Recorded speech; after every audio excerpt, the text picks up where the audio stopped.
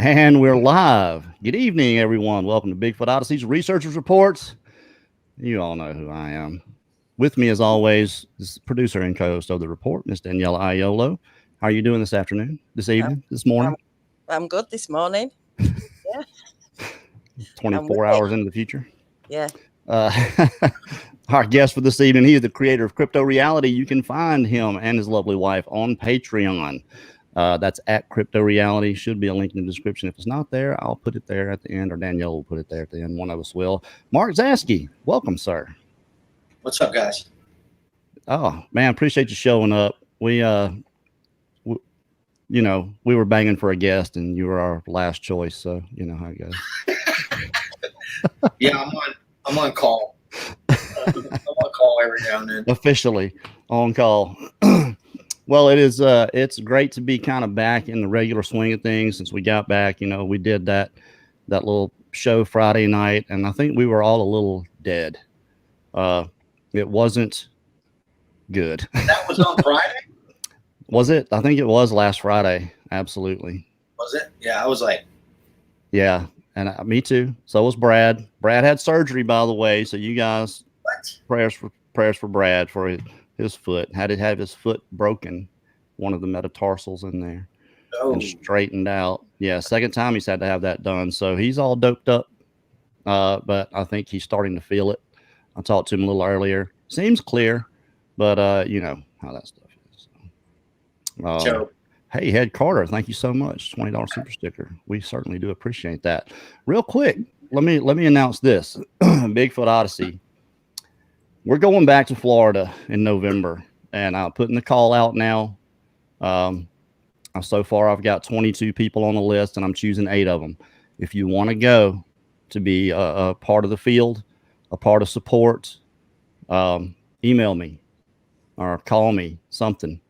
Because I'm taking the whole month of April to do the interviews of who wants to go back. And we're stepping up the game. We're stepping up the game significantly going back. I'm building a command center for us.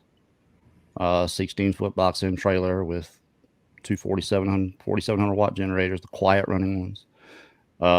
We're getting 4 of the Psionic Aurora Pro night vision cameras to be static, just set out. 2 more parabolics, 5 total filming cameras. We have 6 months, so this is happening. But we are going to be doing a fundraiser giveaway for the stuff we have now, giving away the drone with the thermal camera on it, $6,100, I think we paid for that. Giving away 2 gimbals that I can't use, but we appreciate the one that actually sent us one of those. But we're going to give that away and use that toward getting the new drone, iPad Mini. We're giving away T-shirts, the 40,000 milliamp hour battery banks, you can't get them anywhere else, 168 hours. A Bigfoot Odyssey wristband. Going to give away about 3 or 4 of those. That's every entry's $10, and we appreciate everyone that participates in that. We are using that to go toward the new drone, which is going to be about $15,000. Hold no illusions about getting anywhere near that, but just figured we'd get rid of some of the stuff that we have that we're not going to be using, let you guys have it and get the new stuff. The new drone, it's not a quadcopter, it's a 6-way. It's a search and rescue drone. It's got the old camera was a 320. The new camera is a 640 resolution. It's 1080. It's essentially 1080p thermal, but it also has a night vision camera and a 4K camera. So it's got 3 cameras on it, and you can move them and zoom. You know, the drone we have now is excellent for just being a drone itself. The camera on it is phenomenal, but the thermal is in a fixed position. So if you use it for thermal in a field to see hogs or whatever, or try to see Bigfoot or whatever, you're going to have to adjust it and get it in the position you want before you fly it. It's got about a 3-mile range and flies for about 30 minutes, 27 minutes if you're recording.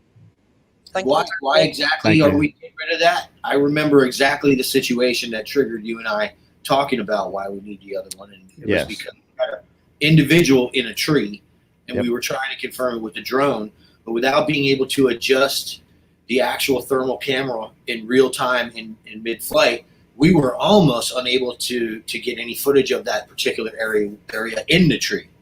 Well, what happened, it was kind of bang, bang. You know, you had sent Jimmy that way, and there were 3 people recording this thing in the tree. And as soon as they left, I flew back to readjust the camera, readjusted it, sent it back, and it was not there. It saw those guys coming and left. Yeah, well, there's no doubt about that. But at the same time, like, you know, the conversation we had about it, I think with the ideas we have now, I think we're resolving the issue. Yes, DSLR cameras with zoom lenses that are 2 feet long. We're going full out on the next one. About 40 grand. Not asking anybody for a dime, except for you guys that want to put in to try to get one of these things we're giving away. I'm going to do it all myself. So there's to all those that think we're just trying to scam people out of money. All right, Teddy Bourne, thank you so much for that. Yeah, if you guys are going to enter the contest, you got to do it in the PayPal, because I can't keep up with your names here. I can keep up with your names in PayPal and put you down there. So I'll try to go back on here, you guys that put in $10 or more for an entry, and write your name down after this is over. And we appreciate you guys so much. Use the PayPal. That way I can keep up with your name, and your number will be just like we did before as they came in. We had a lot of prizes last time. We're going to have a lot of prizes this time, but the big prizes will be, those gimbals are together about $1,000 between the two. They're both exactly the same, and they're really good. The iPad mini is 128 gig. So, and it's brand new. It'll all be completely reset. All I put on it was one app. All that'll be reset and all. And the drone was about $6,100. I had it built. So, plus Bigfoot Odyssey used it. It's got some nostalgic value. I think that was what That's right. Roxanne. Yeah, that's the original 168 hours drone. But we're getting the new one. We're building that. We're Squatch with that. We chase Squatch with that. Yeah. But everything that I'm putting into this next one going out will all be for static setup. It's not anything anybody's going to use in the field. Everyone that's coming is going to be bringing either their own camera, their own thermal. So keep that in mind also.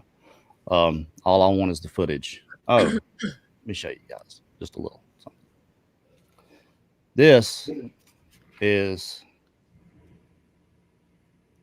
is every download. Each line is a card from when it was filmed.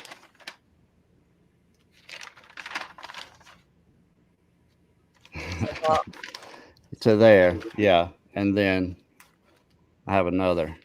Oh. It's so much stuff, y'all. I got to looking at it and going through, and I was like, this is everything that was added after the initial night. So that's every download, the person, the time, the little notes on the side, what was in it. What was your total terabyte on that? I think it's just over 2.1 maybe, with That's everything good. that I had and David gave me, plus the cards that I had that I knew what was on it was like just interviews I put on here, or just I got a full day of shooting. So yeah, 2,100 gigs. A normal Odyssey is about 11. 2-hour Odyssey is about 11, and that's edited. That's with effects and music and overdubbed, and so it makes it a little heavier when you do those things. So 2-hour Odyssey is about 11 gigs. So we have enough stuff here for 20 of those. Yeah. It's a lot of stuff, but I'm working on it. I'm going through it. I think I can do it by July. I'll have it completed, and I think Linda and I are going to be going to Michigan to the conference up there. And if I do have it done, then I'll be speaking. If I don't have it done, then I'll just show up. So we'll see. I should have it done. I'm being really conservative. I think I can do it in 6 weeks, but things happen. So,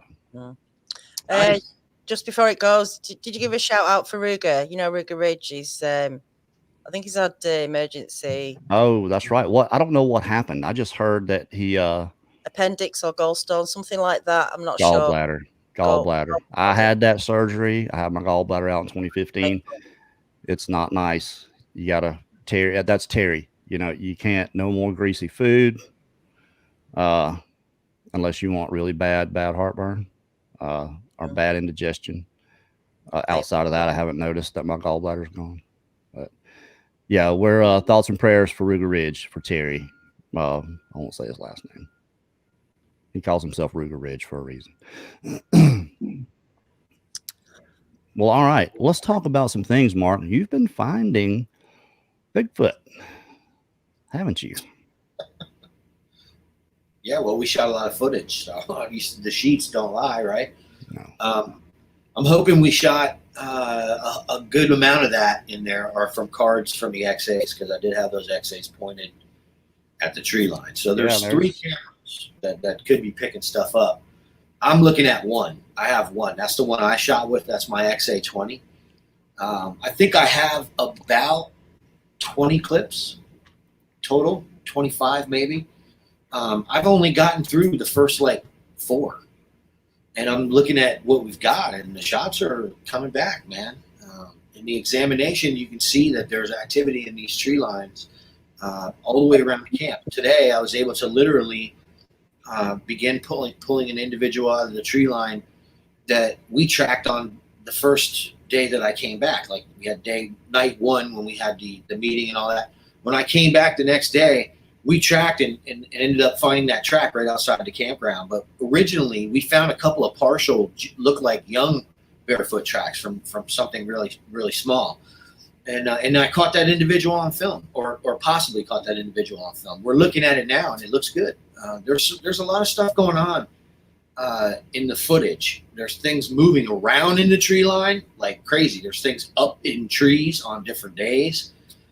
It was really probably one of the most fascinating shoots post that I'm looking at. It's very exciting footage because the possibilities with the equipment that we're about to get, what I'm seeing in this and what is obviously identifiable, when we get these long range lenses, I think that the world is in for a shock, is what I'm just going to say it. This is not something that's, I mean, it's like the stuff I'm seeing in the tree line, and that you can clearly identify even with the limited. I was at the end of my capability of my camera. Literally, I was about 250 yards with the sun coming at the camera. I mean, it was like everything was against me, but we still managed to get a few shots. So I'm very happy with what's going on, especially for forward, right? A new spot. We went in and we used plans from other parts of the state of Florida. Crypto Reality did, me, basically. Mm-hmm. And I just used the data from every other expedition we had at campsites we were unfamiliar with. And what did we shoot? We shoot around the campsite. You know what I mean? And so the tree line was so gorgeous there. The first day I was like, oh my God, it's so thick. And it's like, man, and you guys had already obviously been out there. You know, you put recorders and all that.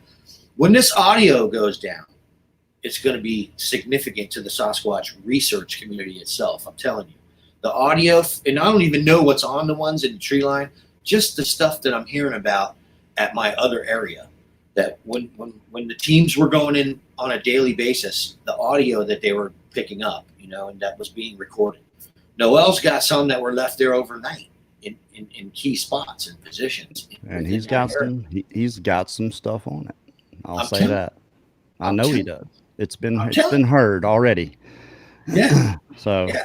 An area that the 168 hours crew came to is the last foothold in central Okeechobee region. In the central Okeechobee region, that agriculture belt from the north end of Lake Okeechobee to the south end of Lake Okeechobee, that entire east coast is the last foothold they have in this area of Florida. And they are thick in that area, Kerry. And those guys were experiencing it, and it was awesome. It was awesome coming back in the mornings and hearing the reports from the nighttime expeditions and what was going on. It was just incredible. So, well, I kind of knew. Oh wow, what's that? Mark, that's you, buddy. I think you don't have any headphones. Oh, how's that? That's better. It just came back. Well, I knew before ever going down there. There's a reason that I chose this area was because not only what you and Melanie had been getting there, what I experienced myself, and they're just everywhere in there. And I don't know if there's a bunch of family groups together or just anywhere you go through there, you're going to get something. Especially for those that are by themselves or one or two people, 4 or 5, you might not get a whole lot, but I knew we would get something. I was just hopeful that we would get, something epic. And I don't know, we may have gotten something. I'm going over stuff now that I haven't looked at yet. And as the light levels within the days and the variations, of light levels change, we get different quality footage. And really, anytime you're shooting into any kind of shadow or shadowy area or at anything that's shadowy, it's difficult on any camera. You know what I mean? It's just what it is nowadays, especially. The way things are read through software, I think, as good a job as these cameras do, I really think that the old film cameras would be doing a much better job in these particular long range situations. But it is what it is. In the end, I'm not going through that whole thing. You know what I mean? Like I already, I know what 8mm. You'd have to find a lens that's going to fit it anyway. Hey, let's do this right quick. Tinker, welcome to the Bigfoot Odyssey family, and I can't bring it up. It's already gone. Mr. Aloha. Welcome. Thank you for joining the Bigfoot Odyssey family. We certainly do appreciate that. You can join the Bigfoot Odyssey family. Hit the join button. You're going to get your own special little set of emojis, and when you comment, your name comes up in green. We haven't gone to the next tier, stuff like that yet, but we're going to be working on that, on special shows just for members. We have a lot to do, and a lot to, once I get this done and gone through and put out, it'll free up a lot more. So I was talking to Christopher Noel in Messenger, and he was telling me some of the things that he's found on his recording of having his recorders out. I don't know if he's gone through all of it. It's a lot. It's, every night for 7 nights, it's a lot of stuff to go through, 96 hours or something like that. They're going to hear all kinds of incredible stuff. The tree line individuals I'm identifying now are some smaller ones in a different clip now. And it does appear that there's like some kind of family group going on over there. The other area where everybody was working, that place, man, there's no telling. There's obviously, we've documented smaller ones and like the whole gamut of stuff out there, especially in tracks, but there's other things out there that are, I think, really fully grown individuals that have been around for a very long time. And if he manages to pick one of them up, he's in for a real treat, because it's like one of those individuals that you hear about in the Pacific Northwest that roars like a dinosaur. Right. And I always leave when I hear him. You know what I mean? If I hear that thing, we leave.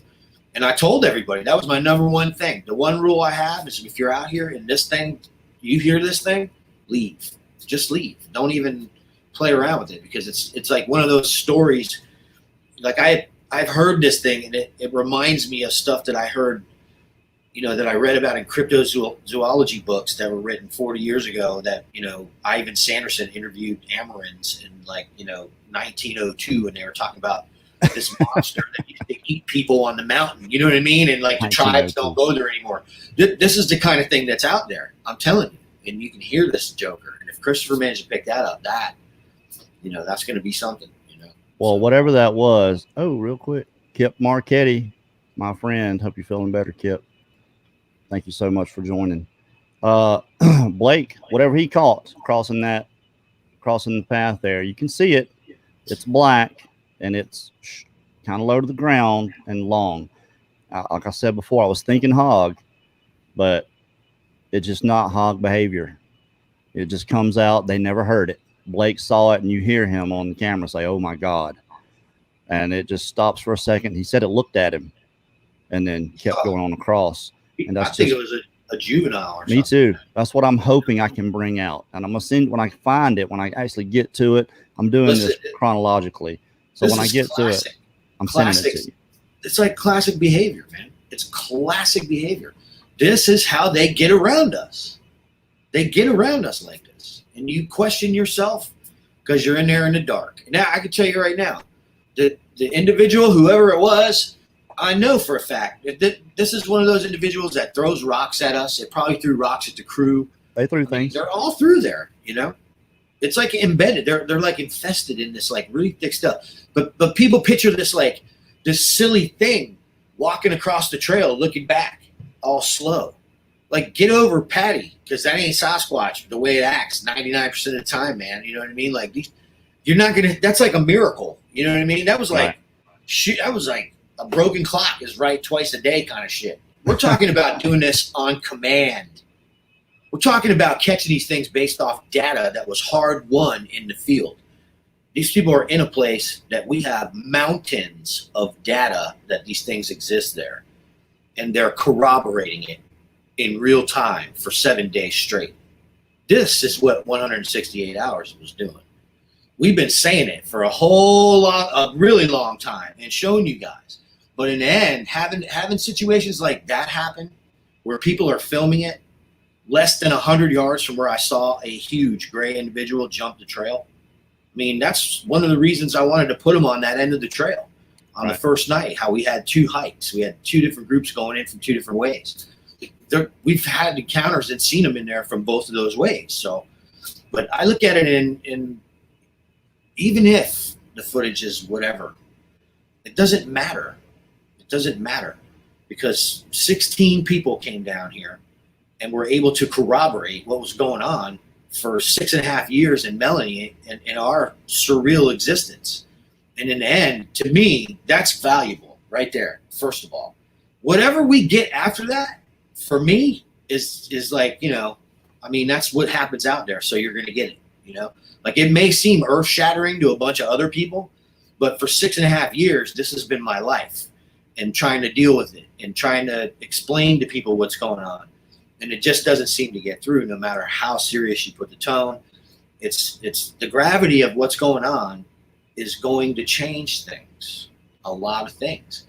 And people need to wake up to this. Like, we are this close to ending a debate that has been going on since Europeans came to this country and started questioning the savages, the way they referred to them.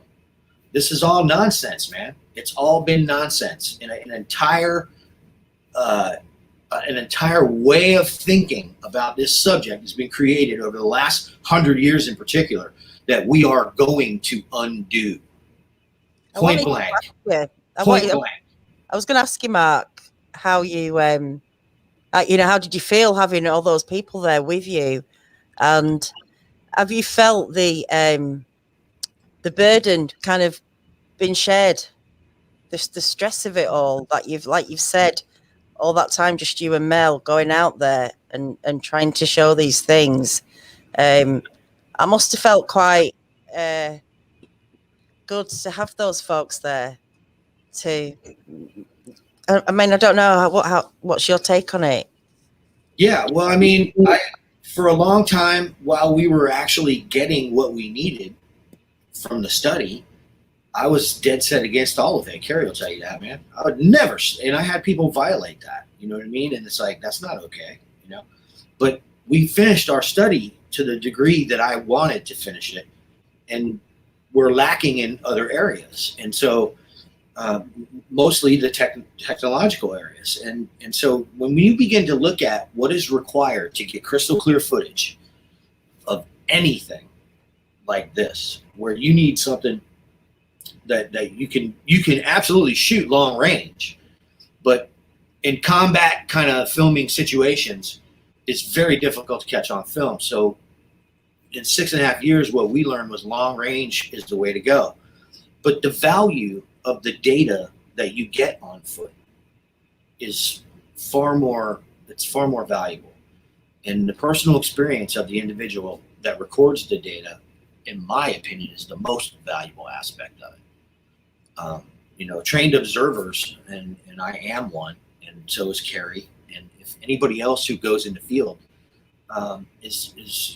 science is observation. So to have all those other eyes, all those other ears, all those other senses, and cameras and thermals and all that stuff, it's like a miracle. You know what I mean? For me, it's like a miracle because and I've looked at this psychologically. I'm processing all of this now, and I'm like, okay, well, there's a good cross section of the research community that has been with us now, and has spent enough time in one of my areas to know that we're not by any means, joking around here. And that, like I said, that's the most valuable part to me, because where you have researchers around the country, a lot of them are struggling to validate anything in their own minds, man. This thing we deal with is cryptid, man. It's cryptic, and the way it lives is, in harmony with everything, and it's embedded in a way, in the environment that this is very difficult to study and obviously to comprehend, despite the fact that people have been digging these bones out of the ground. For me, this has been a very liberating experience, and I have every intention on continuing this. You know what I mean? I mean, Kerry and I have talked about this, and I know for the last 3 years, the data that we have on how to capture them on film has repetitively proven out to be accurate. And I'm going to continue doing that. At this point in our research with crypto reality, we have every confidence that when the technological barrier is for crypto reality, that we're going to end the debate visually. It's going to be over. And I say that with all seriousness, and like, you don't have long, folks. I can tell you right now, if Kerry follows through, this thing is gonna end. We're going to show you some things that you're not going to believe. You're just not. Yeah. We're going to get the DSLR cameras. We're going to get the long range lenses for the really clear stuff. You're this close to reaching out there anyway with a camera that's not really designed for that. Yeah. And that's why I say I have every confidence. You know what I mean? Yeah. Well, we're doing it with nothing. You have been doing it for nothing for a long time, but we are going back. We are going back November 1st and November 9th. We're shooting November 2nd to November 8th. I don't care when. People know when we're going. We tried that whole thing last time, and it was, I don't know. The whole thing was, if we got this, this super epic footage, that it was going to be flooded with people, but I don't think so. I really don't. I don't think that's going to happen, even if we do. But if you want to go, if you want to be a part of this, you don't have to be a researcher. We're going to have plenty of people for the field, people for supports, and it's going to be a lot of people going. So all you got to do is bring a place for you to sleep. I'll make sure you're fed. And guys, if anybody wants to go for the field, I'll just ask you to bring a thermal, at least bring a thermal and a video camera. Doesn't have to be anything expensive, just something that you have in the field to pick up something around you in the dark and in the daytime.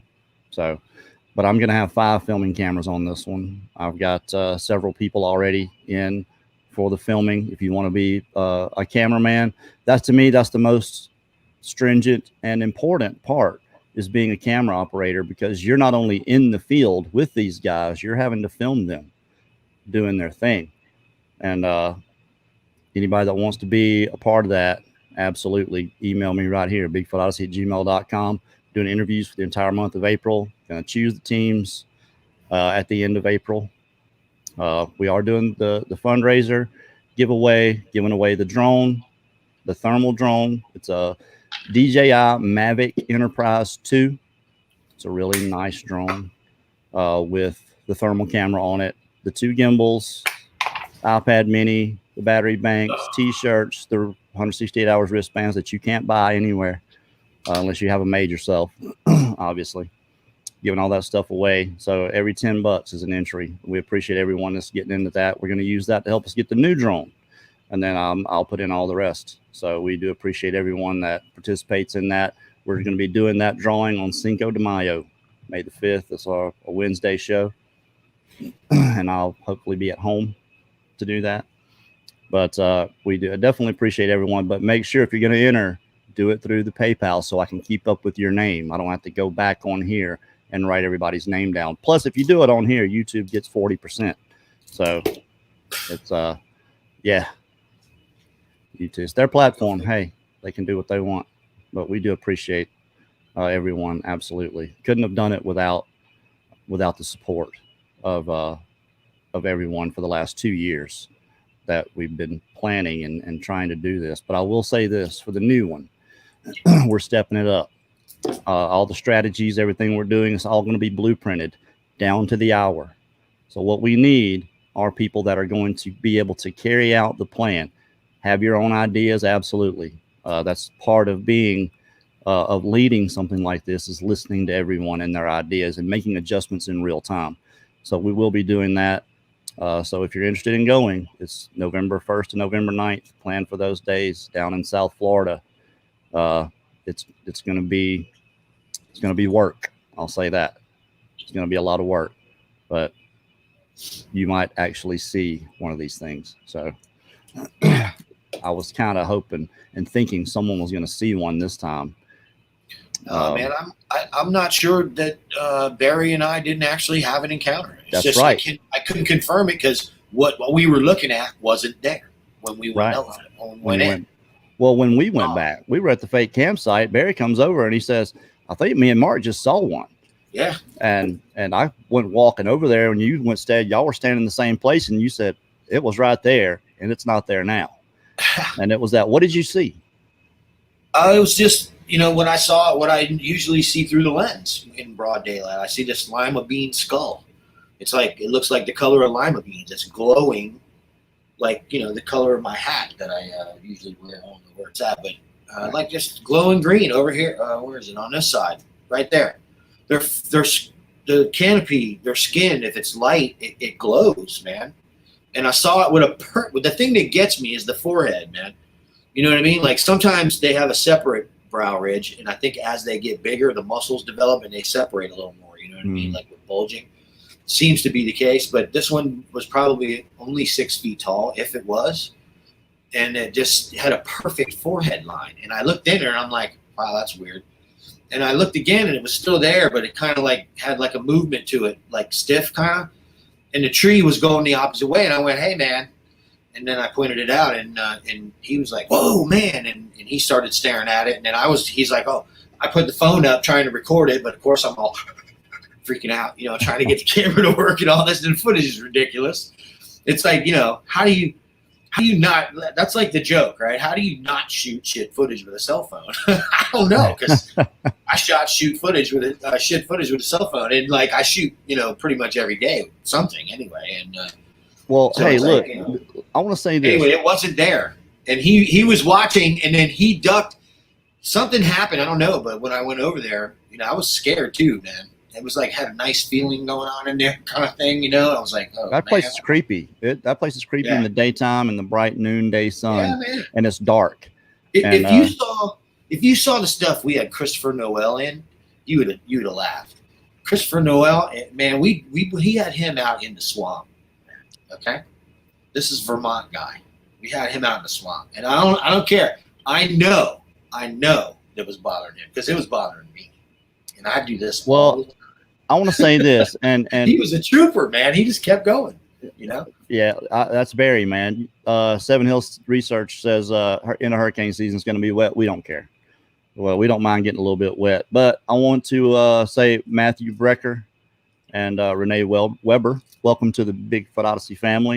And I'm going to say this, and we have documentation of this, that this is the behavior of these creatures.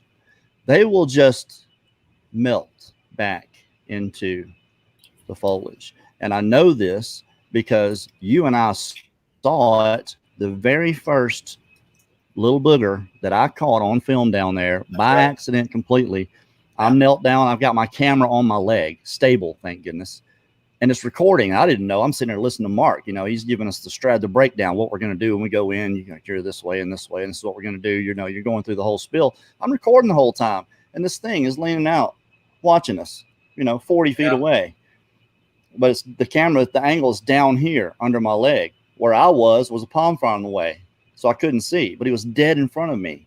And if you watch the film, he just slowly melts back into it's just, if he'd have moved fast, somebody would have seen him. But that's what these things do. And I guarantee you, the one you saw probably did the exact same thing, just melted back into. The one you caught on the drone did that. The one you caught on the drone, you were sitting in my truck and you're flying because we were out of the sun, out of the glare. You're on the screen, you're flying it over there, and this thing sits up. You see the bushes, and this face comes out, looks, you're like 12 feet off the ground and it's only a couple of feet shorter. And then it just right back in. It's incredible. One of the clearest shots I've ever seen is that one. Yeah. And this thing looks so weird. Shot right now. I don't know. I always thought that was a good shot. What was cool about it was flying it from the truck. And you realize when we shot that one, we were up under the canopy. I flew the drone under that canopy up into it. And we were in the forest with the drone filming him. That was pretty cool, man. That was one of the most exciting moments of my life because whenever I get on the controller for the drone and the drone actually fires up, like something happens to me and I get like real anxious. And then when it takes off, as soon as I realize I'm flying it, I have like a panic attack every time and I have to control it. You know what I mean? I'm like, to me, it's like playing guitar, a really, really hard song. You know what I mean? And it's like, if you mess up, it's going to cost you, man. You know what I mean? It's like flying the drone is like, it's like a whole experience, man. It's a pucker moment. Fly it at night. Love it. Watching the thermal screen. It's not any more fun. And I'm telling you, hey, get closer to the trees. Yeah. And you're all like, no. It's like, get closer to the trees, I'm trying. That's what I was saying. I'm trying. Because I was going just a little bit, just a little at a time. Because you're scared, but all you can think of is $6,774, $6,700. You know what I mean? It's like it's just we're not going to worry about that with the new one. We can get 40 feet above the trees and zoom in. That's what's so awesome about this thing. With all three cameras, they're able to do that, but it's pricey. It's about $15,000, and but we're gonna get it. We're gonna toss a bunch of money into this, and anybody that wants to go, just make sure you get a decent thermal and a decent video. Nothing really expensive. Yeah, mine's recording great now. Is it? Oh yeah. It's recording great now. I have some plans, for in the interim, for the area and stuff. I've been in contact with. Kerry's an excellent drone pilot. Yeah, he was flying great. I was like really surprised at your drone skills, actually, man. You've developed them considerably. Been a year. Yeah, man. Flying it, man, is what I hate the part that I don't like about it is the dependence on the app. That's the thing that throws me off because I think the app is where they stop you. I think that's where, it's the interface where they can control your drone. You know what I mean? And I noticed that the limits that I fly in other places are not the limits that I get in the woods. In the woods, they keep you really, your drone only gets reception so far, You got to be careful. Yeah, out there especially because something's going on with this EMF. What do you think that is? There's no power line. We went out, Mark Newbill, thank you, by the way, for that, Mark. Me, Mark, Barry, Lynn, the very first expedition out, first day, noon, first day. We're out. It's blazing hot. But we parked by some high power lines. These are the 50,000. You can hear the electricity going through them. And I took out the AMF meter and I hit it, and it was 24. And I raised it 2 feet. It went to 30. So that's what I was picking up. Now, we went to several other places. I would hit it, and it would be like 0.2, ambient, 0.2, 0.3 at the most. And then all of a sudden, 35. And then back 17. And there's nothing around. Nothing. I mean, I'm holding the camera over here, but I tested that. It gets 4 at the most off of the camera while it's recording. when it's not recording, it doesn't get that much. So yeah, I don't know. What is that, dude? What is that? I don't know. I know that I have seen static electricity charges in like certain situations in these areas, like, you know, where there's a really incredible, like a huge storm is just, you know, when the convection is really, it's been hot and clouds are building really fast. If you get, you know, certain air masses that collide, you get all kinds of weird stuff out there.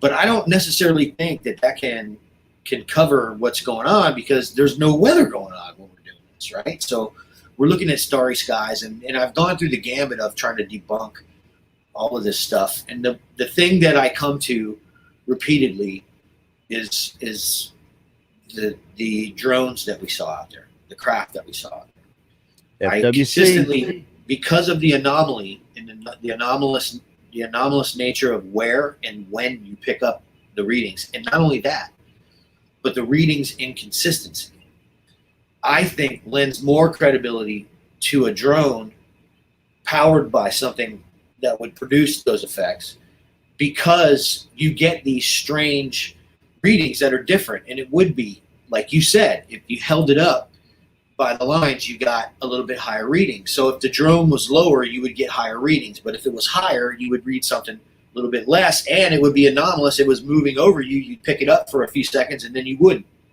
The field would decrease and increase. And this is what we run into.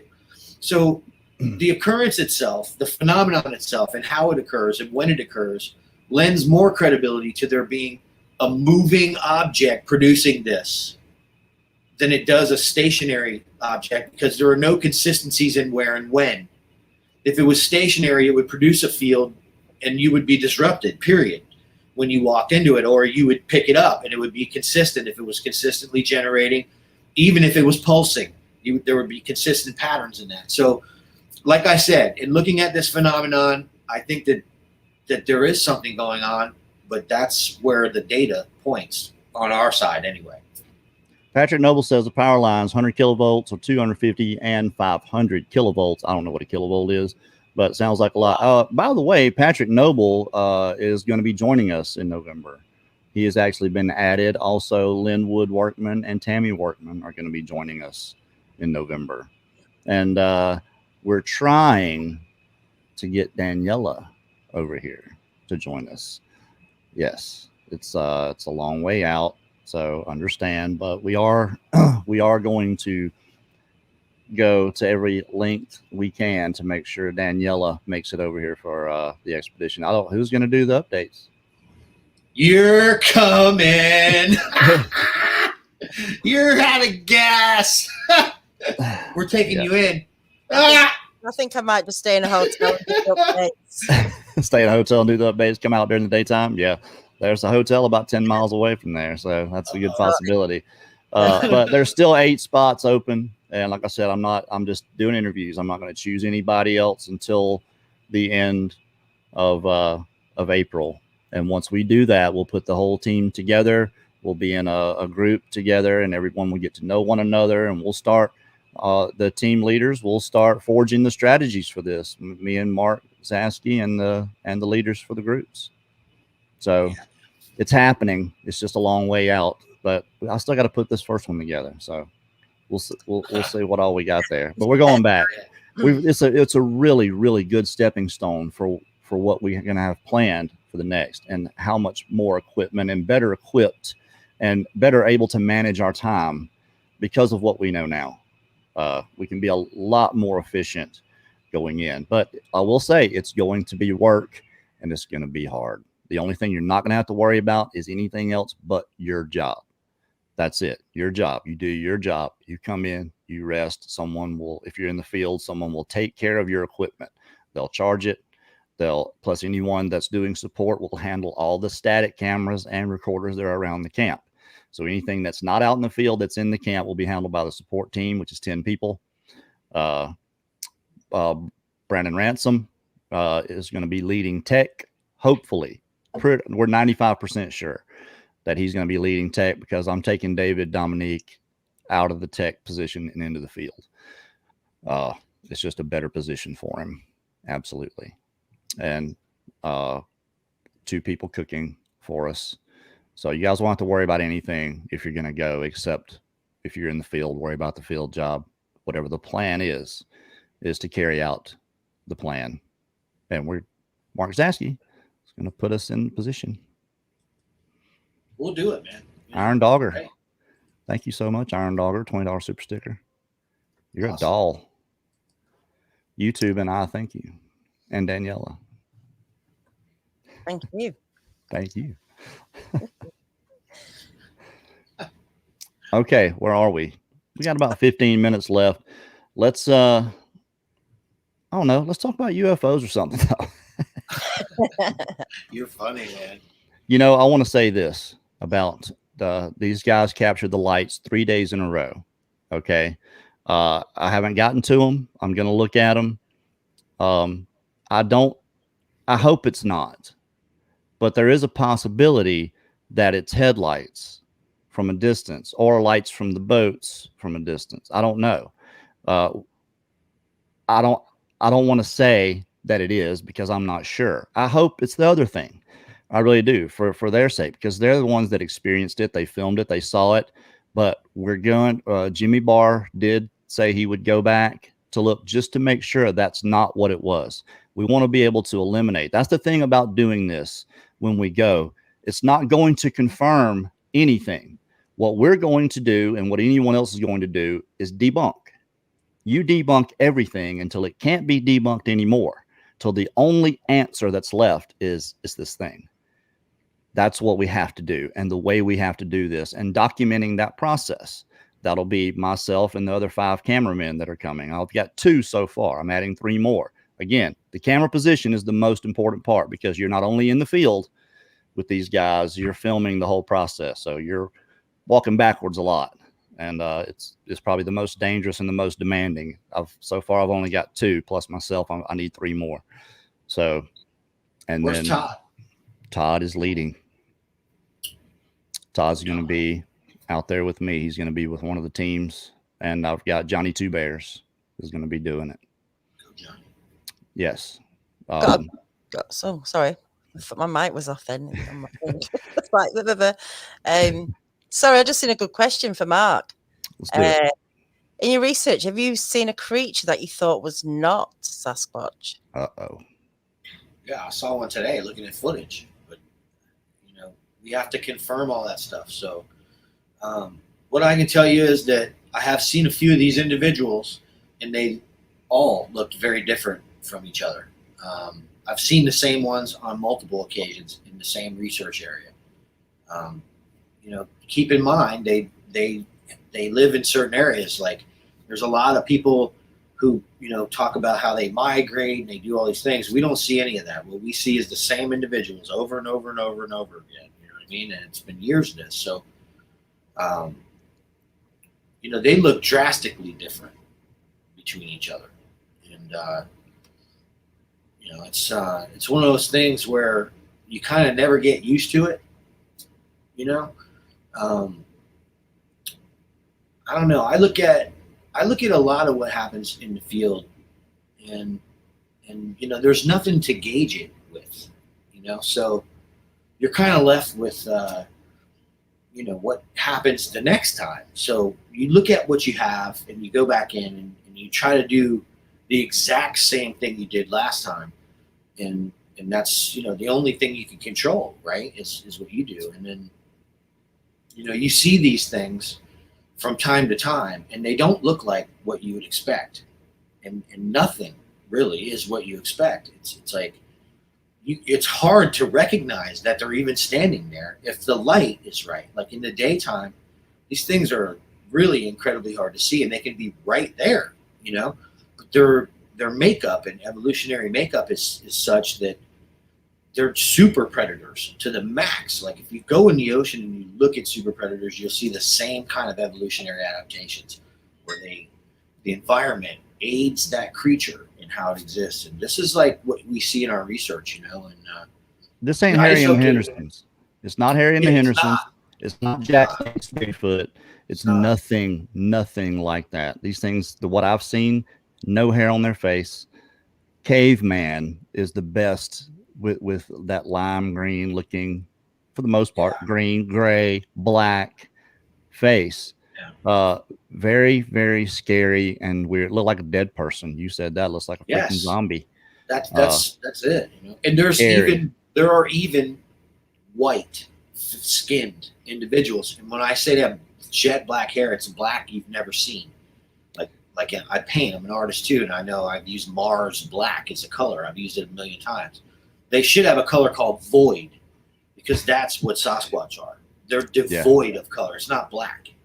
It's insanity when you look at it. And all of a sudden, there is this contrasting, bright white, shockingly chrome-looking skin in direct sunlight. And it literally would make you think of stuff that people talk about from like the Old Testament, how the angel glowed and all this crazy stuff. Like, listen, man, these things are incredible. And the stuff that's different between each individual can be so drastic that it's like literally traumatizing trying to process it all. You caught one. Like, it is. It's just like caught one.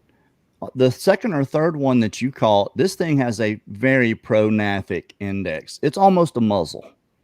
Yeah. It's protruding that much. Look at the Demancey skull. That's a very prognathic index. And you see something like that with pointed ears, and you're going to think dogman probably. It's pronounced. Sure. And you know, it's funny because I get that a lot. That's a dogman. That's a dogman. And people recognize what they think is a dogman. Yeah. In the end, Kerry, I've tracked these individuals till I'm blue in the face. The same individuals we have on film. I have their tracks. We've tracked them, man. And, you know, we don't see that canine thing. And I don't know. Maybe the what they're calling a dogman is this particular type of Sasquatch. And you know, I don't know if they're finding canine tracks. Are they finding giant canine tracks? Is that what's going on? Or? Yeah, they actually are. And people are very specific about what they see. You know, I wouldn't let anybody tell me what I saw. I'm not going to tell anybody else what they saw. If they saw a dog head on, you know, with digitigrade legs and left, you know, big dog tracks, fine. You saw a dog man for sure. But I do believe some of these things, they have such that gnathic index is so pronounced that I think it could be mistaken for that sometimes. I agree with you on that for sure, man.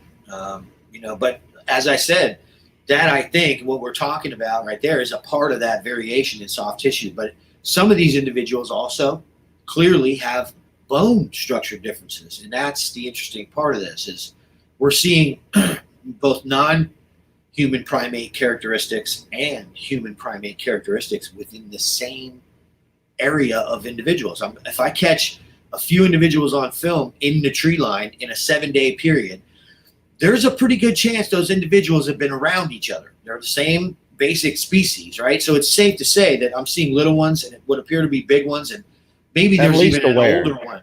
It looks like a family group, man. But at least aware of each other. Yeah, they have to be, right? But the point is they don't look anything like each other, man. Or if they do, they look like really small versions of the giant looking, you know, like you said, they have this muzzle on them. And like, you know, you brought up, man, I've been using the Demancey skull for 5 years because it's the closest thing I can say to what we've been seeing is, you know, from Russian, Georgia, that old, you know, dig. I don't know, when did they dig that thing up, Kerry? Do you remember? Are they hanging around in places long enough to leave evidence that they're hanging around, or do they move on? No, I think they're hanging around. Like, okay, here's the situation. First night, I'm there. We find a track. We're all out there. They're casting the track. And now I have an idea because this literally is confirming everything we know from all the other campsites. We've been all around Florida that these guys are watching the campsites opportunistically and trying to take advantage of this situation in any way they can to help their survival. And this is the theory that we've been going off of. So I immediately say, tomorrow we begin shooting the tree line because it's the closest cover to camp. And if I was trying to get an opportunistic, you know, take advantage of the campground, I'm going to be up in these trees and I'm going to be watching what goes on closely. I'm going to try to get close. So I started filming areas adjacent to the campground that the forest corridor neared closest, and then the key spots where I thought there'd be temperature variation. And it just turns out that when I combine those factors and I point it in the right place, primates show up. What am I supposed to do about that? It's not my fault. You know what I mean? They're in there. They're staying cool. It's 85 degrees. I don't know. Whatever it ends up being, that formula seems to continue proving out, Kerry. So works every time. Stevie it's B. crazy. Stevie B, welcome to the Bigfoot Odyssey family. Thank you very much. No, you're absolutely right. You and Melanie have gone. You've made every mistake you can make, and you built off that. You threw away what didn't work. You kept going with what did. I mean, you've almost got a Pavlovian type thing going on in places where you throw apples. I mean, they come out. You guys pull up and they're out. They're there. Where's the apple? Over here. Doom, doom, doom, doom. You know? Yeah, man. Yeah. And they do that. They do that. And that I'm hoping we're going to be able to document all of that stuff in ways that we never dreamed. You know what I mean? That's the kind of stuff that needs to be recorded, because what we're seeing is this interaction between us and them, and being able to document that has been the frustration of my existence. Trust me, I'm just one person, and I can only do one thing at one time, and Mel's just one person. But having these other options, man, moving forward, the stuff we're talking about doing, Kerry, is really, really interesting, man, and I'm very excited about it. You know, especially the travel stuff. You know. Well, Crypto Reality and Bigfoot Odyssey are coming together. Actually, it's probably just going to be Mark and me. And we're going to be doing some travel shows in different places. I haven't talked to Donnie Miller, but I had talked to him before about coming, and he was all about it. So I'm sure we're going to be able to go there. I think that's going to be our first episode, me and Mark together doing a film. I'm going to do the filming, tell the story. Mark's going to do his research that has worked everywhere else he's gone in that area, and see if we can't get some answers for Donnie. Standing Goats Rescue. If you haven't subscribed to Standing Goats Rescue, I mean, what a great guy. I mean, this is, you're talking about salt of the earth guy here in Donnie. Yeah, Miller. I'm looking forward to this, man. Yeah, me too. But yeah, we're gonna come together and do some of those things in the interim before the next 168. So a lot of things coming up this year for the Bigfoot world, as far as this end of it is concerned. I can't speak for what anyone else is doing. Hope they keep doing what they're doing, and maybe up their game a little bit. We're going to up ours, and if we do it again after that, we'll up it again as much as we possibly can. We're just fortunate enough to have the support and the means and the time and the capability. We almost have to do it. I say that all the time. You know, when you have all those things, not doing it feels wrong. So we do the work. That's it, man. Just put a link to Mark's channel, the Patreon for Mark. Oh yeah, there's a few shots from the 168 expedition on there. You know, yeah, if you want to see a Bigfoot face from the 168, these guys sit in the tree line from the 168 expedition. There's several in there that Mark put on his Patreon. It's $1.99 a month. Yeah, and you get a kind of a preview of what's been going on. You know. But you also get to go back months and look through all tons of stuff that you guys. Oh, year and a half. Yeah, there's 400 and I don't know, man. There's a lot of stuff on there. There's a lot of stuff on there. The video tab on there, you can watch videos all day long, man. Yeah, for $2. And I know you and Melanie use that to continue your research. I'm glad you're starting to get some new equipment coming in. Well, thank you. Really, I mean, our involvement with Bigfoot Odyssey has been very beneficial in that, and we really appreciate that, man. Well, that's no doubt. Never and I hope we're going to be able to benefit you guys too. You know, moving forward, we're really looking forward to this.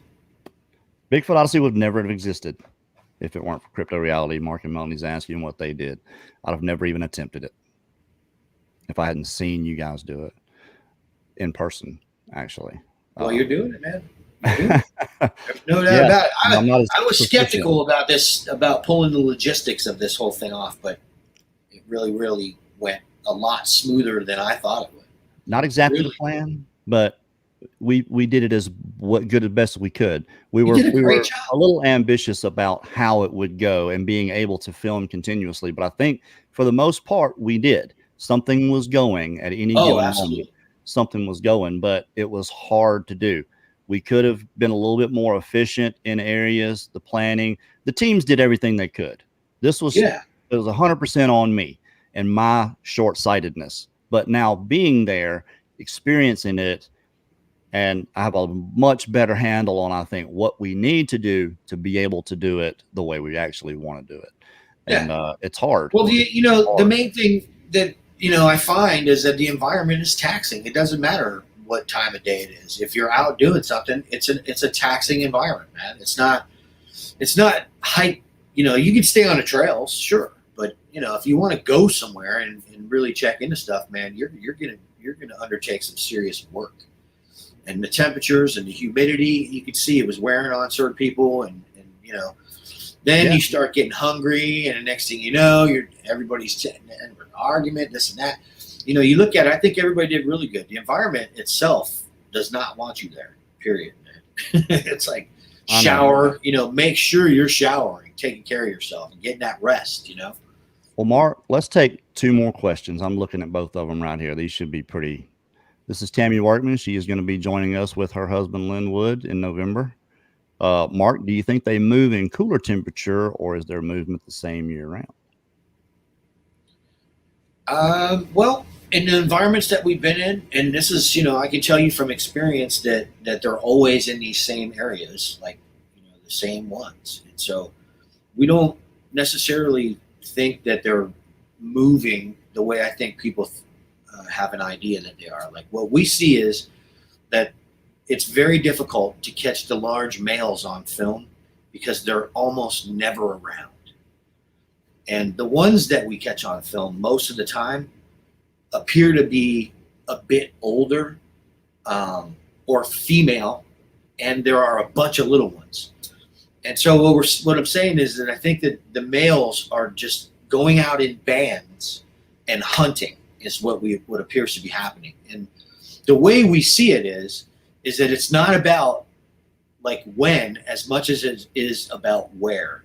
It could be any time of day. I think they do prefer hunting at night or in the dawn hours because we've literally heard them doing that in those hours. Based on our experience, the temperature, what it does is in the hottest months here in the state of Florida, it has a tendency from us going in all these times and seeing activity in the coolest parts of the forest, in the hottest parts of the day and the hottest parts of the year, yes, they get pinned down in the coolest areas. There'll be a lot of mud typically. If there's a really good canopy, it's because there's water present. And they will also orchestrate the canopy. If there's a good canopy, it's not uncommon for you to walk into your research area 24 hours after you were there and it'd be totally different above you. And there'll be tree branches stuffed up in it and like all kinds of stuff. They break trees and they put it up in the top. And it looks like somebody cleans the forest floor in one place we research and it's all up in the trees. And we catch them on film in that area constantly when we're back out of it, of course. All right. I hope that answers your question. So I think it's more about, staying cool, but I think their existence is about being able to take advantage of situations, whether, situational awareness, they seem to be really good at it. When it's hunting, where are the deer, where are the hogs? There's sign of Sasquatch in our research areas around all of those situations. In the mud, you see hog damage, you find tracks in that area. I'm quite sure they're capable of following tracks. I'm almost positive that these guys are tracking themselves. You know what I mean? Tracking the hogs, tracking the deer.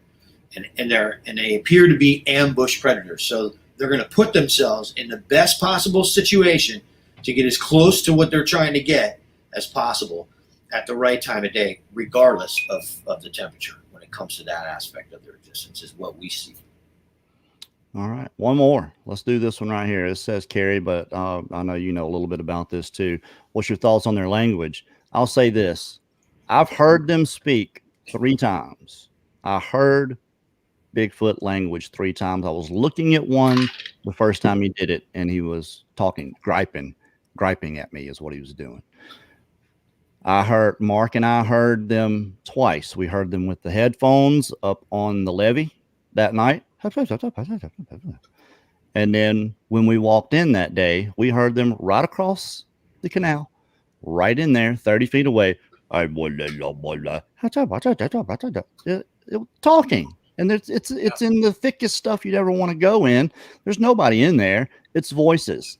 So we talked about this today. You know, these creatures have hooded noses, which indicates a soft palate. It takes a soft palate to be able to modulate. This is why apes and great apes cannot speak, because they cannot modulate. You know, this is for going underwater, is what this is all about.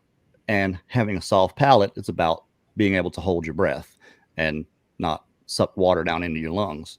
You know, that's what science thinks it is anyway. And I can buy that.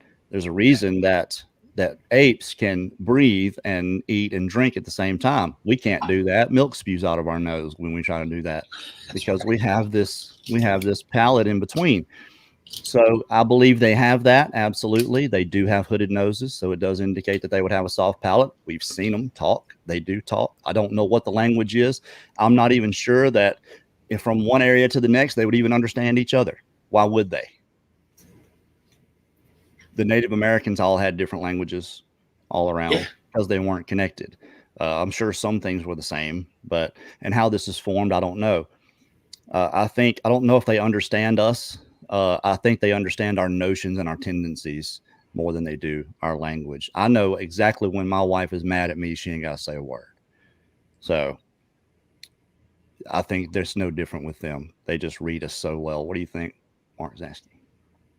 Yeah, I think the same thing, man. I mean, we're dealing with sensitive creatures, man. I mean, they have to have those feelers out constantly all around them, because you're going to miss a meal if you don't.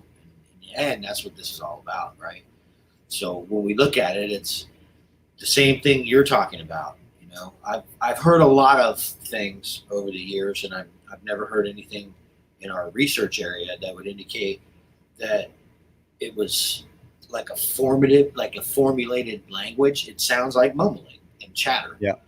That's not to say that the chatter doesn't mean something, because that's how we do it, right? So, but I'm convinced, after like seeing how these guys operate in their environments and really how they have to survive, first to keep off our radar, because we're direct competition, right?